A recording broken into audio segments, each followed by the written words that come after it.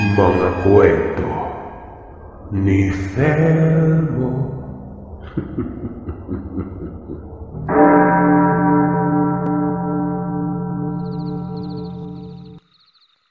Taong 1989, sa bukiran ng Tagbilaran, Bohol. Mapagpalang araw po mga kagiliw. Ako si Jose. Naanyayahan ako ng kaibigan ko na magsulat ng kwento patungkol sa kababalaghan. Paano ba naman kasi, naibahagi na daw niya sa kanya pero sa ibang platform lang. Sa taong nabanggit ay nagbibinata pa lamang ako. Wala akong kaalam-alam noon na itong tatay ko pala ay isang antingero. Doon ko na lang natuklasan ito nang may nangyaring engkwentro noon. Kami na lamang ng tatay ko magkasama. Si nanay natukso at sumama sa ibang lalaki. Hindi ko itatanggi ito pero para na rin malaman ninyo kung ano ang sitwasyon noon. Mahirap namang magsinungaling lahat ng kwento dito, tingin ko. Mga totoo. Wala lang ang tatay ko noon. Sabi pa niya ay kung yun ang nais ng nanay, bahala na daw siya doon. Ang importante ay iniwan daw ako sa kanya. Likas na maangas ang tatay ko. Bagay na masasabi kong ito siguro ang isa sa dahilan kung bakit iniwan siya ng nanay. Mayabang at kinakatakutan sa lugar namin. Pero sa usaping pagdidisiplina sa akin, karaniwan lang naman. Yun lamang siguro ang nakagawian ng tatay. Maangas itong magsalita kapag kausap ang iba. Iyon bang tipong nakapamewang na parang mayor? Pero lahat naman ang binibitawang kataga niya may punto. Kaya naman walang sumasabat nun. Pahinante si Tatay Xavier. Malaking tao. Talagang masasabi mong sanay sa mabigatang trabaho. May ipinagtataka nga lang ako sa kanya noon tuwing 3:00 ng madaling araw. Lumalabas kasi ito ng bahay at umaga na akong bumabalik. Aakalain mong maghahanda para sa trabaho pero hindi pala. Basta, hindi ko alam kung saan nagpupunta. Hindi ko naman tinanong gawa ng hindi talaga ako mausyosong tao. Ano namang paki ko, diba? Wala naman sigurong ginagawang masama ang tatay noon. Itago na lamang natin siya sa pangalang Atong. Yung bahay namin ay katamtaman lamang ang laki. Bale, kagaya lang din ang karaniwang tahanan na makikita sa tagong lugar. Amakan at pawid lamang yon, pero sobrang linis ng paligid. Yung tatay ko kasi ay napakamitikeloso. Ayaw nito ng kalat. Maangas siya, oo, pero parang babae ang ugali kapag nasa bahay. Siya ang nag-aasikaso ng lahat. Hinahanay ng maigi ang mga kagamitan. Mahilig sa tanim at araw-araw itong nagbubunot ng mga agalang damo. Bago ito umalis, sinisiguro niyang malinis ang bahay. Kapag nagkakalat ako ay hindi naman nagagalit. Tahimik lang. Siya lamang din ang nagliligpit. Pero kapag ibang tao ang nagkalat, nako, kapag hindi dinampot ang kinalat, lagot talaga. Magkakagulo. Hindi napapanatag si Tatay Atong kung hindi ayos ang bahay. Konting sira lang ay kinukumpuni kaagad. Kaya naman ako noon kung ano ang ipinag-uutos niya, kaagad na sumusunod. Sino ba namang hindi laging tama si tatay? Papalag ka ba? Hindi no? Mahihiya ka na lang kapag tumanggi ka. Madalas kong nakikita ang tatay sa tuwing maglalakad ito sa may daan at may nakitang anumang bagay na nakaharang. Kagaya na lamang ng bato. Inaalis niya yon. Dinadampot din ng basura at nilalagay sa tamang lalagyan. Sinisipa pa ngang mga lata noon na pakiwari ko pa sa sarili. Parang naglalaro. Kung kaya naman itong mga kapitbahay ay parang nahawa na rin. Napakalinis talaga ng lugar namin. Merong okasyon noon. Fiesta. Siyempre may pagdiriwang. Bagamat hindi bongga, at least may handa nun. May mga kaibigan din kasi ang tatay ko na siya namang bumisita sa lugar. Likas na sa tatay Atong ang pag-iinom pero hindi nalulubag ang isip nito kahit marami pa ang nalalaklak na alak. Nalalasing siya pero ganun pa rin. Hindi katulad ng iba na nagmamaoy o nagwawala. Ibang tipong kapag nalalasing, inilalabas ang depresyon. Hindi ganun ang tatay ko. Hanggang sa may napadaan noon sa amin. 3 lalaki ito at halatang taga-ibang lugar. Hindi naman maipagkakaila na sa tuwing ganitong okasyon ay may mga dayo talaga. Pero yung mga yon, mukhang bandido na animoy pugante. Marami kasing borda sa katawan. Mahahalata na parang mga sanggano. Napansin ko si tatay na sumipat sa mga taong yon. Sumaglit pa nga ng tigil sa tapat ng bahay at nakikipagtitigan kay tatay. Ang sabi naman ni tatay, "Magandang hapon mga kaibigan. Daan muna kayo dito. May makakain naman at maiinom eh." Pero sa kabila ng pagbati ng tatay, nagsalita ang isa sa mga ito na para bang galit noon. "Kung makatitig ka boss para iba. Angas mo boss. Bueno, dadaan lang kami." Pah! Tumangulang ang tatay. Pero nang makalayo na ang mga yon, ano ba tong nakain ng tatay at sinundan na lamang sila bigla?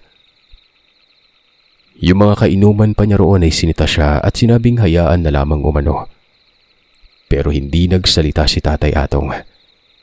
Dire-diretso lamang itong naglakad. Ako naman, dahil sa nag-aalalay sumunod ako sa kanya. Kasama ko noon ang mga katrabaho ng tatay ko. Ang isa doon si Ninong Daro. Hawak-hawak niya ako at sinabing wag daw ako lalapit kay tatay. Nasa kakahuyan kami noon ang huminto ang tatay at tinawag ang 3. Humarap naman ang mga ito sa kanya. Ang mga taong naroroon ay nagpulasan. May mga nakatambay din kasi sa kakahuyan sa ilalim ng manggahan. "Mga kaibigan, pwede bang makausap ko kayo?" Wika ng tatay nun. Yung nagsalita kaninang lumapit at nakaangat pang dibdib nito na para ba kung sinong tao. "Bakit? Anong problema?" Tugon nun. "Hinaya kayo ng maayos. Wala namang problema kung tumanggi, di ba? Pero may hirit pa eh. Kayo na yung nire-respeto pero wala namang kayong galang. Ano bang masama sa titig ko? Parang may pinagkukunan ka ng tapang Sagot ng aking ama. "Atong, Tung, hayaan mo na lang yung mga yan. Bumalik na tayo sa bahay." Sambit ni Ninong. "Kung hahayaan ko to magmumuka tayo ditong mangmang. Ayokong balahurain lang tayo ng kung sinong dayo." Matapos makapagsalita ng tatay, inangat ng tao ang kanyang damit. Nanlaki ang mga mata ko dahil may nakaipit dong baril. Dahil lang mas nagkagulo nun, yung mga tao kasi ay nagkasigawan na. Pero walang nagtangkang umawat. Gawa ng may baril nga yung taong yun Hindi nga lumapit yung tanod. Napapaiyak na ako noon. Sinabihan ko pa ang tatay na wag niya ng patulan. Pero hindi ako pinapansin. Hindi natinag si tatay. Sa halip ay pinangdilatan pa ng mga mata yung taong yon. "Tama. May pinagkukunan ka nga ng tapang mo. Hindi naman pwedeng pulis ka. Sa postura mo pa lang yan halata ng sanggano Tingin mo natatakot ako? Bakit hindi mo subukang bunutin?" Sumibangot yung mukha ng tao nang sabihin ni tatay yon. Binunot nito ang baril at tinutok sa noo ng tatay. Halos mahima-himatay na ako noon mga kagiliw. Pero si tatay nakangiti pa rin. Napakakampante niya. Kinalabit ng tao ang ganchilyo ng makailang beses pero hindi pumutok ang baril noon. Para bang nagtataka ito. Pinukpok ng kamay ang baril at kinalabit uli ang gatilyo. "Magdadala ka din naman pala ng baril. Supot naman. O ano na? Ano gagawin mo?" Wika ng tatay. Ihahampas na sana noon ng tao ang baril na ito sa mukha ni tatay. Pero sinalo ng tatay ang kamay niya. Sinikmuraan yon. Marami ang nakakita. Napaluhod ang tao sa lupa habang namimilipit ito sa sakit. Kinuha naman ni tatay ang baril. Itinapat ito sa lupa at kinalabit ang gatsilyo. Pumutok yon. Labis kong pinagtaka nun. Alam kong pati ang ibang nakakita sa nangyari. Nagtataka. Sinipa ni tatay yung tao at tinawag ang barangay tanod. Inabot naman sa kanya ang baril at sinabing ipakulong umano ang taong dayo. Ebidensya na umano ang baril. Yung dalawang kasama naman nito, kumaripas ng takbo. May iba ng residenteng tumulong. Wari ba nga pulis itong walang ibang ginawa, kundi ang makisali na lang kapag tapos ng pangyari. Pinagtulungan nilang itali ang kamay ng taong yon. May pahabol pa ang tatay noon bago patangayin ng dayo at idulog sa kapulisan. Nga pala, hindi supot yung baril mo. Yung nagdala lang. Walang hiya ka. Huwag kang magangas dito ha. Eto ka lang oh. Ganito ka lang kaliit na parang daliri ko. Wika ng tatay habang nakaangat ang kamay niya. Yung mga tao doon, habang papabalik kami sa bahay, kita sa mukha ng mga ito ang pagkamangha. May nagbubulungan pa nga na animoy mga bubuyog na naglalampungan.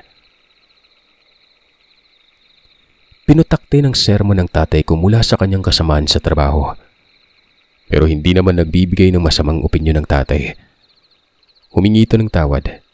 Yun lang. Sininong, narinig ko ang bulong nito kay tatay. At doon nanlaki ang mga mata ko, mga kagiliw. Huwag ka naman masyadong magpahalata, Atong. Dapat hindi mo nalang pinatulan eh. Anong iisipin ng mga tao? Baka mabuking yung lihim mo. Kaagad naglaro sa isip ko noon kung ano bang meron kay tatay. Napakaselan ng narinig kong yon. At kung hindi ako nagkakamali, may abilidad ang aking ama na kakaiba. Yun ang kabuuang pagkakaintindi ko noon. Bumalik ang tanod. May kasama na itong pulis noon. Nagpasalamat sa tatay ko yung pulis.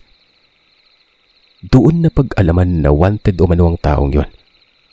May pabuya pa nga ito at inaanyayahan ng tatay para matanggap ito pero umiling siya. Ang sabi ay hindi naman daw siyang nakapagturo. Sadyang nagkataon lang na nakabangga niya. Ilaan na lamang umano ang pabuya sa mga taong nangangailangan. Abay tumango naman yung pulis. Alam niyo bang ibinigay ang pabuyang yon sa mga residente doon? Nakakaloko talaga itong tatay ko. Nasayangan pa nga ako noon eh. Pero sa likod ng lahat ay maraming nagpasalamat kay tatay. Yun naman ang naging dahilan kung bakit mas tumaas ang respeto nila sa amin. Biro mo, hamak na tao lang kami ng tatay ko pero parang tinitingala sa lugar. Siyempre kami talaga. Hindi naman pwedeng tatay ko lang, di ba? Pinili kong tanungin ng tatay sa kung anong meron sa kanya. Makalipas yun ng 1 linggo. Kung hindi ako nagkakamali ay araw ng Martes yun. Lumiban ng tatay sa trabaho dahil nga inasikaso nitong bahay namin. Dinugtungan yung kusina. Pero nginitian niya lang ako at ang sabi, wala naman daw. Walang kakaiba sa kanya at kung yun daw ang tinutukoy ko ang patungkol sa nangyari. Tsamba lang daw yun. Tay, naniniwala ako na walang minti sa tsamba. Pero nakikita ko naman kung paano kayo naging kampante. Alam niyo po ba, umiiyak na ako nun eh. Tsaka tay, hindi ako bingi. Narinig ko yung pag-uusap niyo ng ninong. May tinatago kayo tay. Nako, parang ikaw din ako dati. Sobrang matanong. Bueno, maniniwala ka ba kapag sinabi ko sa'yo? O baka naman pagsasayang lang ng oras ang paliwanag ko? Tumango lang ako noon bilang pagtugon. Inaantay kong may sasabihin siya sa akin. Nakatulala pa kasi yun matapos magsalita, na para bang nagdadalawang isip sa isisiwalat. Nasa dugo na natin ang pagiging antingero, anak. Mula pa sa ninuno natin hanggang ngayon at posibleng mapasa pa ito sa'yo sa hinaharap. Yung ninong mo, kasama ko yon. Katulad ko din siya pero hindi ganun kalakas yung gamit niya. Teka, parang hindi mo naman maintindihan ang lahat eh. Parang nakakulot yung mukha mo. Sabi ko na nga ba eh, nagsasayang lang tayo ng oras dito. Teka tay, ano ba yung antingero? Magsimula ka kasi sa umpisa. Napunta ka kaagad kay Ninong eh. Ang sabi ng tatay, ang antingero umano ay walang pinagkaiba sa isang albularyo. Yung albularyo ay may abilidad din, pero ginagamit ang abilidad na yon sa panggagamot. Ang sa kanya kasi ay hindi niya pinasok ang panggagamot. Hindi naman daw mapagkakakitaan yon. Dagdag pa niya, may bertud umano siya na tinatawag na tagaliwas. Mutya daw ito na sobrang hiwaga. Pinaliwanag niya sa akin ang lahat. Siguro, umabot kami noon ng halos 2 oras. Nalaman ko ang kabuang kwento ng buhay niya. At ang pagiging antingero niya din daw ang dahilan kung bakit iniwan siya ng nanay. Kasalukuyan kasi noong paangat pa si tatay sa kanyang bertud. Kumbaga, kinakargahan niya ito at dapat pagtuunan ng mahabang oras noon. Kaya yon, siguro napaisip si nanay na baka nang babae ang tatay. Gawa ng lingguhan na ito kung umuwi. Pinaliwanag naman ng tatay ang dahilan pero ayaw maniwala ni nanay. Ipinakita niya sa akin ang bertud niya. Hindi lang nag-iisa kundi 3 ito. 2 dito ay puro kwintas nun. Ang isa ay may palamuting bilog at kulay pulang bato. Ang isa, kahoy na kulay itim. Korting tatsulok at may nakaipit sa gitna na parabang diamante. Kulay berde yon. Yung ikatlo ay parang artifact pero gawa sa kahoy na may mukha ng Birheng Maria. Pero ang likod nito ay may pabilog na guhit doon at ang daming katagang maliliit na nakaukit. Nalaman ko ng konsepto ng mga tangan-tangan na yan dahil sa patuloy na pagsasalisay ng tatay. Nagtanong ako sa kanya kung ano-ano ang mga bertud niya. Lilinawin ko lang, Sir Seth, na lahat ng naririnig niya dito ay base sa pagpapaliwanag ng tatay. Kaya siguro sa mga antigero dyan, may iilan na makakarelate dito. Una niyang ipinaliwanag yung kwintas na may bilog na bato. Ayon kay tatay, yun umano ay isang uri ng mutya na tinatawag na mutya ng kulog at kidlat. Ang lolo umano ang nakakuha nun.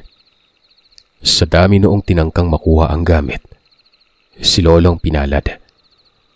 Dagdag pa niya, marami umanong mga peking mutya na siya namang tinatangan ng kung sino mga tao nun. May tinatawag din na mutya umano ng kidlat pero pagkasuri niya dito ay wala namang bisa. Parang pangil pa daw ang itsura na aakalain mong galing sa kidlat pero kalokohan daw yon. Ang mutya umano ng kidlat, hindi galing sa kalangitan ng bato, kundi sa lupa lang ito, na siyang laging tinatamaan ng kidlat at sentro ng trahedya ang lugar kung saan naroroon ang mutyang yon. Bilog lang ito at kulay pulang bato. Ito ay may kakaibang enerhiya umano na siyang malakas humatak ng atraksyon sa kalikasan. Kung tutuusin, pusod ng gubat sana ang tawag pero ang lolo daw mismo ang nagtawag dito ng mutya ng kulog at kidlat. Ang bisa umano nito ay hindi pangkaraniwan. Pambihirang tapang at kakaibang tibay ng katawan ang binibigay. Pero ang isa sa katangi-tanging ibibigay nito ay kung paano pasukuin at takutin ng isang tao sa isang tingin lang. Kahit gaano pa katapang ang isang tao nun. Matitigan mo lang umano, yuyuko at mababagang buntok nito. Hindi niya ginamit ang bisa ng mutya ng kulog at kidlat doon sa dayo. Dahil gusto niyang sukatin umano ang tapang nun. Siyempre, napunta na rin doon sa taong yon, ay agad ko namang tinanong kung bakit hindi pumutok ang barel. Iisa-isahin muna natin. Mapupunta din naman tayo dun eh. Huwag mo akong minabadali. Gusto ko kasing maging malinaw na walang nilalaktawan para yung paliit mong kokote hindi malito. Oh, sa ikalawa muna tayo. Huwag kang tatalon. Hirap pa naman ipaliwanag. Ang mga mata nito parang hindi nakikinig. Kapag tinanong kita mamaya wala ka masagot ha. Ilalambitin kitang nakapatiwarik. Sa pagpapatuloy ng pagsasalaysay niya, ang ikalawa umano ay Trespico. Trespico dignum, na may palamang mutya ng bubuyog. Ito umano yung kulay berde sa gitna na parang mata kong titingnan. May nakaukit itong kataga. At kung hindi ako nagkakamali, Roma yon. Ang likod, lawin naman na nakaukit. Yung mata ng agila, yun din ang berdeng tao. Yun umano ay galing din sa lolo ko. At yun ay gamit pang digmaan. Lihitimong agimat na may iba't ibang gamit depende sa kinarga. Dasal umano ang karga na may iba't ibang aspeto at bisa nun. Ang ibinibigay noon sa isang tao ay malawak na pag-iisip at malakas na kabal. Pangtaboy din umano ng masasamang elemento ito.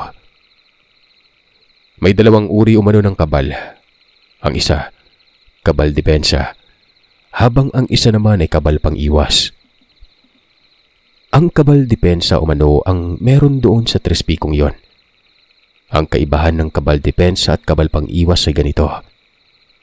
Kapag tinaga, binaril o kahit anong sandata na ginamit sa isang tao, hindi tatalab. At kung tatalab man, galos lang ang tatamuhin. Depende din yan sa sitwasyon. Mangyayari lang yung hindi pagtalab kung karaniwang tao lang gumamit ng sandata.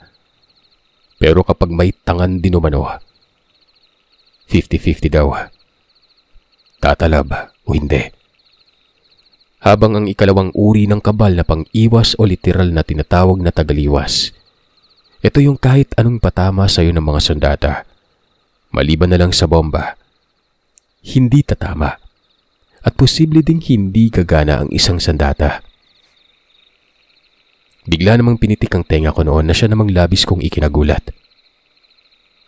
Aray ko, ba't ka naman namimitik ng tenga tay? Ang sakit. Parang matatanggal yung palong ng tenga ko eh.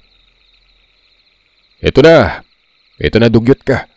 Ito na yung sagot kung bakit hindi pumutok yung baril. Dahil yon sa pag-iwas o tagaliwas. Hindi pumutok kahit anong kalabit sa ganchilyo. Kung itak naman yung gamit hindi tatama sa akin yon. Nakatayo lang ako na bigla na lang lilihis ang itak sa ibang direksyon. Naiintindihan mo na? Medyo magulo. Sabi niyo yung taglay ng Trespico niyo, taga-depensa. Di ba wala namang tagaliwas? Paano nagkaroon ipiniliwanag niyo pa nga. Sinungaling kayo. Aray, ayan na naman wag naman po kayo mamimitik. Bakit? Tapos na ba ako magpaliwanag? Nakikinig ka nga. Akalain mong matalino ka pala. Tama anak. Taga-depensa lamang itong taglay ng Trespico. At wala itong tagaliwas. Magaling. Mukhang nakuha mo nga talagang kakayanan yan sa akin. Yun lang kasi damak ka eh. Ako ayaw ko ng kalat pero ikaw, naku taliwas. Hindi ka pa nga naliligo. Ang baho ng salawal mo oh. Banat ng tatay nun. Bagamat maangas at nakakatakot ang tatay ko, talagang close kaming dalawa. Sa biruan at kung ano mga bagay. Makulit kasi itong tatay ko. Kapag nabuburyong ay ako na yung napagkakadiskita nito. Pero sa aspetong pagdidisiplina, talagang nakakatindig ako na parang sundalo habang nakikinig sa kanya. Dagdag ng aking ama, ang tagaliwas daw ay mula sa kanyang ikatlong bertud. Ito yung antigong kahoy na may mukha ng birhen. Ang likod ay mga maliliit na kataganon. Maliit lang yon na kasya sa bulsa kong ilalagay. Wika pa ng tatay, literal na tagaliwas ang bisa noon. Walang ibang ibinibigay sa katawan kung hindi ang tagaliwas. Pero pwedeng gamiting pangontra sa mga elemento. Lahat naman ng bertud, kinakatakutan talaga ng mga masasamang nilalang. Basta ang basbas lang nito umano at galing sa itaas o galing sa liwanag at hindi kadiliman. Gagana ba yan sa akin, tay, kapag ako yung nagdala? Oo naman, gagana. Ikaw pa yung talino mo nga eh. Pero kakain ka muna ng sako-sakong bigas. Yung niluto ah. Dadaan ka sa isang subok na isang pagkakamali lang. Patay ka. Maliban pa dyan, sangkatutak na dasal ang kailangan mong bigkasin. At ito ay ang tinatawag na debosyon. Pero may iba namang tao na sadyang may likas na abilidad na mula pa pagkabata. Hindi na kailangan pang pagdaan ng mga sinabi ko. Kusang gagana ito. Pero sa tingin ko wala sa iyong abilidad na yon. Makikita naman sa itsura mo pa lang eh. O siya, sige na. Pagpapatuloy ko na itong ginagawa ko. Wala naman akong sinabi pa mula nun. Nahatak talaga ang isip ko at interes sa mga kakaibang bagay magmula nito. Lalo na mga binanggit ni tatay sa akin na nakakamangha. Hindi naman siguro kasinungalingan yon dahil napatunayan niya ito at nakita ko mismo sa mga mata ko. Para bang gusto ko na rin magkaroon ng ganon. Sinabi ko kay tatay na baka pwede ako makahingi ng isa. Total ay 3 naman yon. Pero ang sabi sa akin ay hindi pa daw napapanahon. Maliban pa dyan ay unahin ko daw ang pag-aaral dahil nakakawili ang pagpasok sa mga sinambit niyang kwento. Kadalasan sa may tangan umano, mga ordinaryong tao na nakalimutan na ang kinabukasan para sa sarili. Kailangan kasi itong pagtuunan ng mahabang panahon at maraming bagay na maiiwan. Isa na dyan ang pag-aaral at pamilya. Hindi pwedeng ipagsabay dahil kailangang nakatuon talaga ang atensyon sa pagkakaroon ng lihim na aral nun. Kapag may iba kasing bumabagabag sa isip o nabaling ang atensyon sa iba, magsisimula ulit sa umpisa. Kung ano o mano yung sinimulan, kailangan munang tapusin bago pa isipin ng ibang mga bagay. Napagtanto ko na totoo talaga na ito ang naging dahilan kung bakit siya iniwan ng nanay. Kapag ang pagsasama parang wala nang pinatutunguhan at kahit anong abiso ay ganun pa rin, abay iiwan talaga. Siguro'y martir na yung iba o hindi naman kayo totoong pag-ibig talaga na kahit anong mangyari ay walang iwanan. Siguro'y hilaw lang yung pagmamahal ng nanay kaya madaling sumuko ito. Maraming araw ang lumipas. Umabot ng buwan at dumating ang bakasyon. Kumapit na sa akin ang malalakas na kurisidad sa karunungan. Araw-araw ko noong tinatanong si tatay. May itinuturo naman ito pero papyaw lang. Makikita naman sa reaksyon ng mukha niya na kahit anong payo niya sa akin na unahin ko munang pag-aaral nun. Pinagsasabay ko ito. Sabi ko pa'y bahala na. Kahit hindi kakapit sa akin ang bisa ng orasyon, at least ay may alam ako patungkol dito. Malay natin balang araw, kapag nakapagtapos na ako ng pag-aaral, ipagpatuloy ko yung karunungan, di ba? Siyempre, bukas na ako sa lahat kapag nangyari yon. Kaya hindi na maaabala si tatay. Alam ko na kasi ang gagawin ko. Itong si tatay minsan nabuburyong, nagagalit, nabibwisit at nababanas. Basta yung tipong nakukulitan na sa akin ng labis nun. Isang beses pa ay sinundan ko siya 3:00 na madaling araw. Alam niyo ba yung nakita ko mga kagiliw? Parang baliw si tatay. Sa may pangpang ito banda sa amin, sa liblib. Ang paanan ng pangpang ay may malapad na bato na pwedeng hingaan. Doon nakataob si tatay. Nakataob lamang siya habang nakadipa naman ang kamay. Maya-maya pa, para na itong unggoy. Tutuwad tapos ikakaway-kaway ang kamay at hahalikan ng batong yon. Sino ba namang matinong tawang gagawa nun? Ang mali lang sa akin noon ay nasipatan niya ako. Kaya ayon, naglalakad ako pauwi habang nakadipa ang kamay at nakatingala. Tapos may bato sa bawat kamay ko. Parusa niya yon sa pagsuway ko sa kanya. Sabi ko naman sa kanya ay para siyang iniwan ng tamang pag-iisip. Anong ginagawa niyo doon sa lugar? Habang nagsasalita ako at hirap na hirap dahil sa parusa, natatawa ako nun na siya namang mas lalong nagpagalit kay tatay. Nilalakihan niya ang batong binubuhat ko. Nagmukha tuloy sinakulo. Yun bang parusa bago ipako sa krus yung Panginoon? Ganun na ganun. Pero sa likod noon ay tawang-tawa pa rin ako sa kanya. Biro niyo madaling araw yon. At parang papatay si tatay noon sa galit. Tay, kahit anong gawin niyo, natatawa pa rin ako eh. Sabihin niyo kasi sa akin kung anong ginagawa niyo doon. Nagmumukha kayong kung ano doon eh. Hindi mo din maiintindihan, dugyot.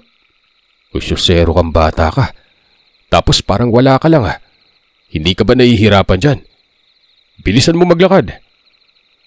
Sige, kapag hindi niyo sinabi sa akin kung anong ginagawa niyo, sasabihin ko sa mga kapitbahay na nababaliw ka na. Sino bang matinong tao nagagawa nun, tay? Kumakaway-kaway pa kayo tapos may parang kinakausap. Saglit na tahimik ang tatay Atong.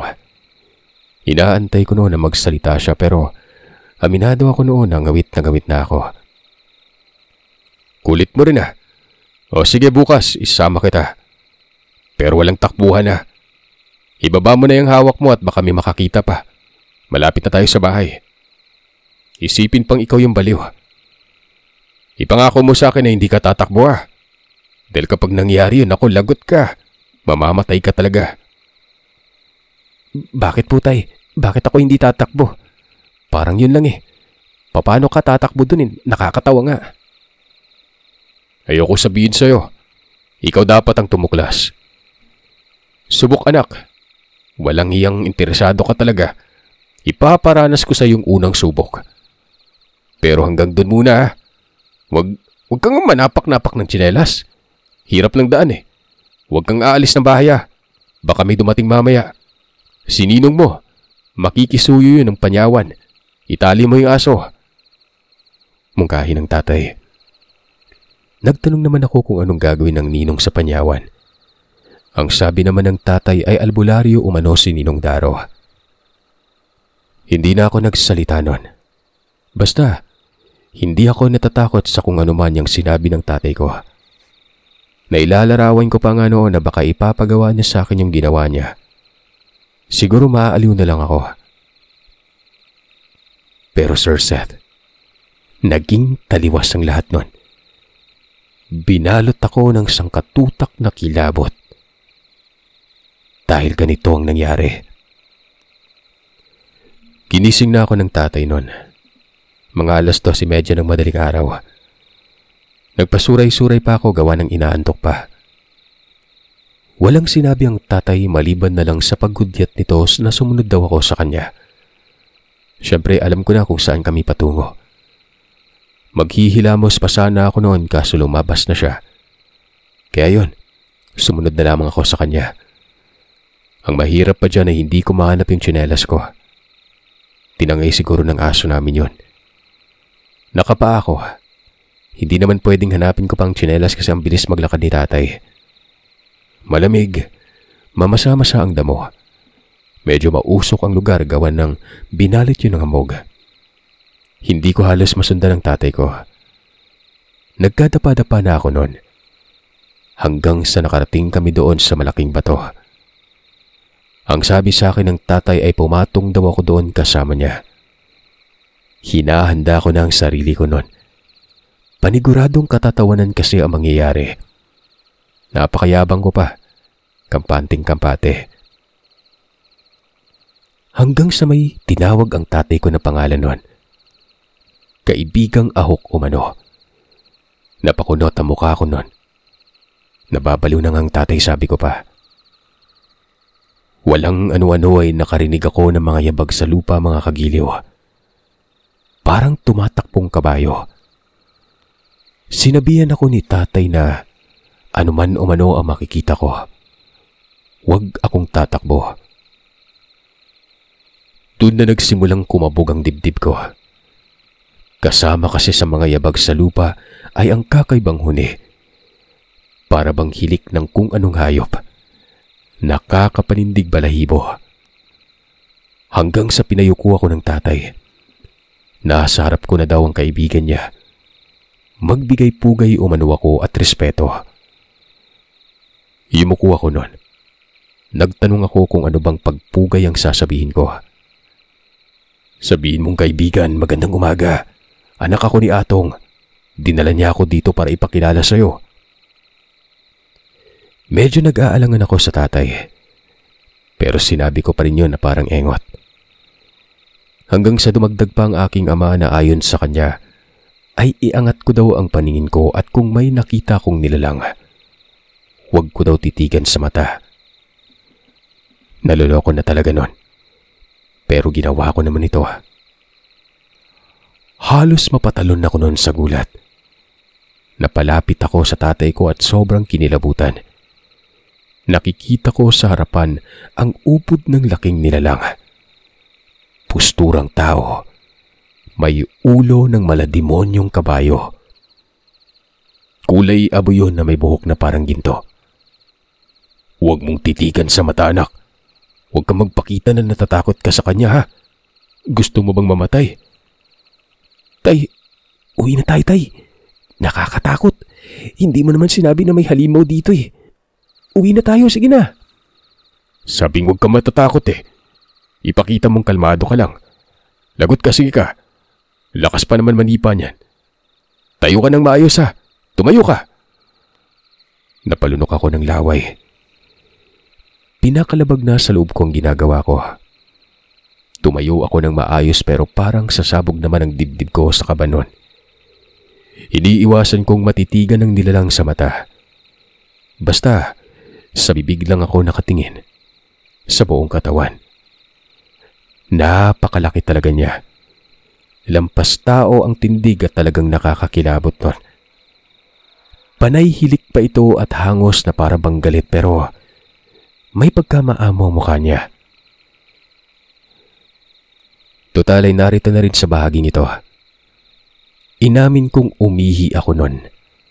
Siguro kung hindi ko lang napigilan, pati butsi ko bumigay na. Kaibigang Ahok, anak ko ito.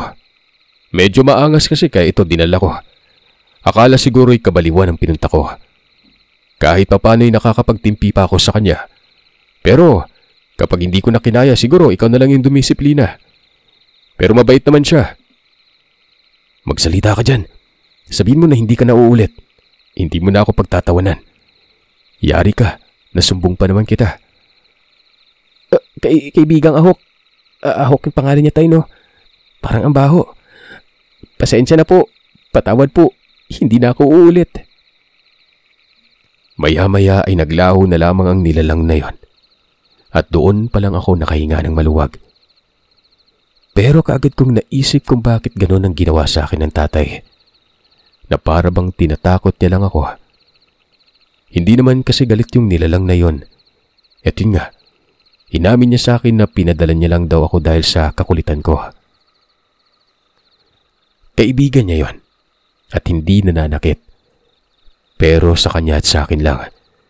Sa iba, hindi niya masasabing mabait pa yon. Tikba lang yon at yon ang pinapunta niya sa lugar tuwing madaling araw.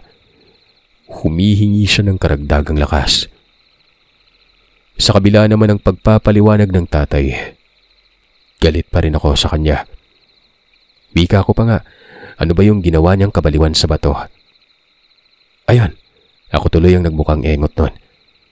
Nag-i-ehersisyo lang daw ang tatay. Nagpo-push up, sit up at kung ano-ano pa. Nagpapagising daw kasi ng kaugatan matapos niyang matanggap ang karagdagang lakas nun. Hindi daw kasi pwede na umasa na lamang sa kanyang gamit. Dahil kapag ginagamit niyang tanga niya sa panglalamang, nababawasan daw ang oras niya sa mundo. Ganun daw talaga kapag may karunungan na tangan. Lahat may kapalit pero ang nilalang daw na tinawag niyang Ahok, wala umanong kapalit yon. Matagal na kasi itong kaibigan ng pamilya namin at kung sino ang napasahan ng taas, yun ang susunod na gagabayan ng tikbalang. Mabaliw-baliw ako noon sa kakaisip na mali pa lang lahat ng paniniwala ko sa nakita ko. Umuwi na kami noon ni tatay. Pasilang ng araw noon. Saka naman dumating itong si Ninong. Hindi kasi ito dumating nung nakarang araw gaya ng habilin sa akin ng aking ama. Imbis na magtrabaho ang tatay, naudlot. Nag-inuman kasi ang dalawa nun. Ang dami pang pakeme-keme nitong tatay ko na kesyo, anumang mangyari hindi siya liliban. Para kahit papano'y patuloy pa rin ang kita, pero kapag alak ng usapan, iba na. Nakikinig ako sa kanila. Doon na si Ninong naging bukas sa akin, lalo na nang sabihan ni tatay na alam ko na ang patungkol sa kanya. Sa hindi malamang dahilan, may napabisita doon na isang matandang lalaki. Natigil panandalian ang inuman nila. Nakisuyo yung matanda ng makakain nun. Nagugutom na umano ito sa mahabang paglalakbay. Itong si tatay ay pinaunlakan sa kabila ng abiso ni Ninong. Ayon kasi kay Ninong ay huwag magkumpiyansa. Baka may masamang sadya ang matanda. Nagbabalat kayo lang. Alam naman umano ni tatay na mainit pa siya noon dahil nga nagkaroon ng kabangayan. Sus, wala yan. Normal lang naman ang nararamdaman ko sa kanya eh. Manong, pasok po. Dandahan lang po. Jose, itali mo yung maliit mong aso. Baka makakagat yan. Ako naman noon ay kaagad kong inawat ang kumakahol naming aso. Galit na wari ba'y gusto nang sungaban yung matandang ito.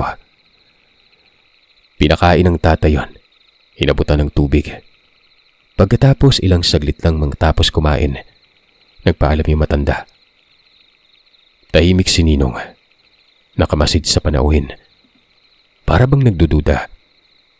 Gusto kong tanungin kaso ang pangit naman isipin na nakikisali ako sa kanila noon. Nang makaalis yon, ilang saglit lang. Para bang ang hirap huminga. Nahihirapan ako noon. Nanlalabo ang paningin ko. Hindi ko naman sinabi kay tatay at Ninong. Basta pumasok na lamang ako noon sa loob ng bahay. Hanggang sa hindi ko na malayang nagdilim na lang bigla ang paningin ko. Hinimatay ako. Nagising na lang akong nasa ibang bahay na ako noon. Nasa tabi ko ang tatay at halatang balisa mukha niya. Napakabigat ng katawan ko na hindi ko halos maigalaw. Nakita ko si Ninong. May bitbit na maliit na banga at umuusok. Napakabaho. Nakakasulasok ang baho noon. Maging si tatay at Ninong ay halatang nababahuan doon. Napansin ni tatay na gising na ako. Kinamusta ang kalagayan ko. Dagdag pa niya ay nasa bahay daw kami ng Ninong. Ginagamot daw ako dahil tinamaan ng malakas na lason. Ikaw naman kasi Atong. Sinabi ko na sa'yo na huwag kumpiyansa eh. Halata naman sa matandang yun na iba yung sadya. Saan ka ba nakakita ng matandang gala na malinis ang kuko? Oo na, pasensya na. Nagkamali na ako. Kamusta siya, Daro? Ang sabi naman ni Ninong, kailangan ko daw noon makasuka. Nang sa ganon ay mailabas ko ang lason sa katawan. Nagagawa ko namang magsalita sa kabila ng bigat ng nararamdaman nun. Nagtanong ako kay tatay kung paano ako nilason hindi naman lumapit sa akin yung matanda. Pero si Ninong ang sumabat. Ayon dito, sa pamamagitan umano ng orasyong palipad hangin, may halong lason ng tigalpo. Tumalab umano sa akin yon sa likod ng malakas na poder na nilagay ng tatay sa katawan ko. Hindi mo lang alam anak, kinakargahan kita palagi. Hindi mo namamalayan yun dahil ginagawa ko yun tuwing tulog ka. Pero sobrang lakas ng matanda. At kung hindi ako nagkakamali, mambabarang ang animal na yon. Magkita lang kaming muli, itutumba ko na yon. Yan ay kung magpapakita sa'yo Atong. Tumabi ka muna dyan. Gusto mo bang ikaw sumuka? Dito ka. Humarang ka naman dyan Alis ako. Ikaw na bahala sa anak ko May tiwala naman ako sa'yo. Nagtanong si Ninong noon kung saan pupunta si tatay. Hahanapin niya umanong matanda. Sa tingin niya ay may kinalaman dito ang ipinabilanggo niyang wanted. Tatanungin niya yon. Tumango ang Ninong. Pagkaalis ng tatay ay nilapag ng Ninong yung banga sa tabi ko. Napakabaho talaga ng amoy ng usok na yon. Nakakasuka. Tapos pinapaypayan ng Ninong.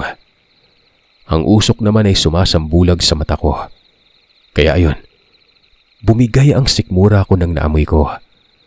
Ang problema nga lang ay nakahiga ako noon kaya nagmistulang bulkan ang bibig ko na kumalat sa mukha ko ang suka. Matapos noon ay inalis na ng ninong ang banga at nilinis ako. At ilang saglit lang, gumaan na ang pakiramdam ko. Nagagawa ko ng makagalaw noon. Ang sabi ng ninong, mabuti at naisuka ko kaagad dahil kapag hindi daw nangyari yon, pakakainin niya daw ako ng itlog na bulok. Napabitaw na lang ako ng mabigat na salita noon. Masahol pa sa imbur na lang amoy ng bulok na itlog.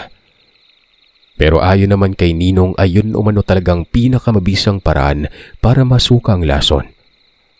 Ang iba langis pero dumidikit ang lason sa sikmura at posibleng hindi malabas lahat.